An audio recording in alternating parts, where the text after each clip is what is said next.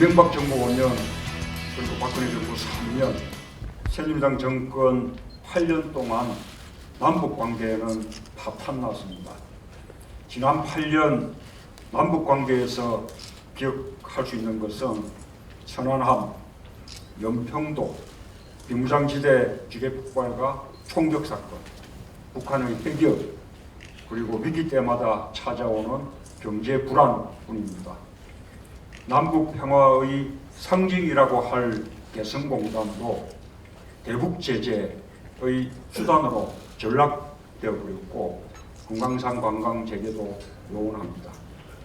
박근혜 정부는 한마디로 북핵 문제를 해결할 능력이 없습니다.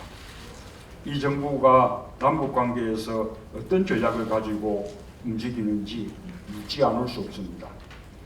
박근혜 정부는 경제 무능뿐만 아니라 남북 관계에도 안보에도 무능합니다.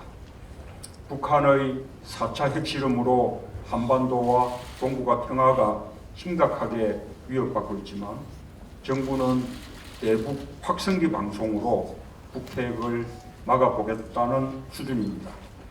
중국과의 공조도 원활하게 이루어지지 않고 있습니다. 국가 안보를 지켜내는 것은 정부의 가장 중요한 책무입니다.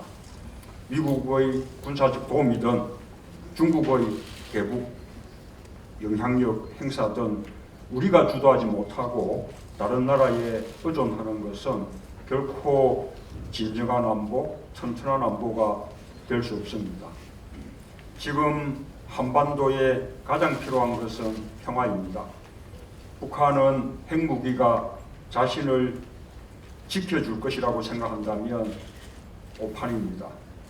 정부도 한반도 평화를 위해 주도적 역할을 해야 합니다.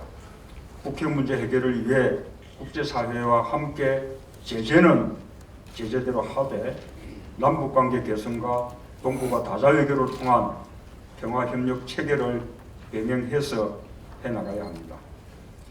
남북 대화를 적극적으로 이끌고 북미 대화를 유도하며 중국, 러시아도 육자회담의 틀 속에서 함께 역할을 하도록 정부가 외교적 역량을 총동원해야 합니다. 단지 평화를 지키는 것에서 넘어서서 평화를 적극적으로 만들어 나가야 합니다. 저와 우리 당은 경제 통일을 남북관계의 비전이자 우리 경제를 살릴 집권 비전으로 선언했습니다. 동북아는 지금 평화와 협력을 통해 공동 번영의 시대로 갈 것인지 아니면 또 다른 대결의 시대로 갈 것인지 갈림길에 서 있습니다.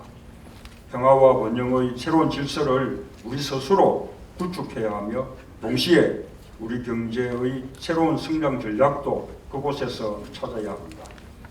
우리 기업의 북한 진출은 한반도의 항구적 평화체제를 정착시키는 역할을 할 것입니다.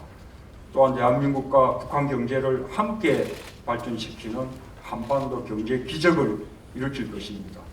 우리 당이 집권하면 개성공단을 당초 계획대로 2단계 250만 평을 넘어 3단계 2천만 평까지 확장하겠습니다. 금강산 관광도 바로 재개하겠습니다.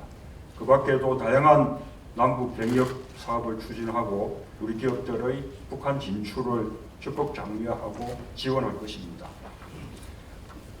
다가올 20대 총선은 한반도 평화와 남북관계 개선을 원하는 평화 세력과 분단을 악용하고 안보를 위협하는 분단 세력 간의 대결입니다.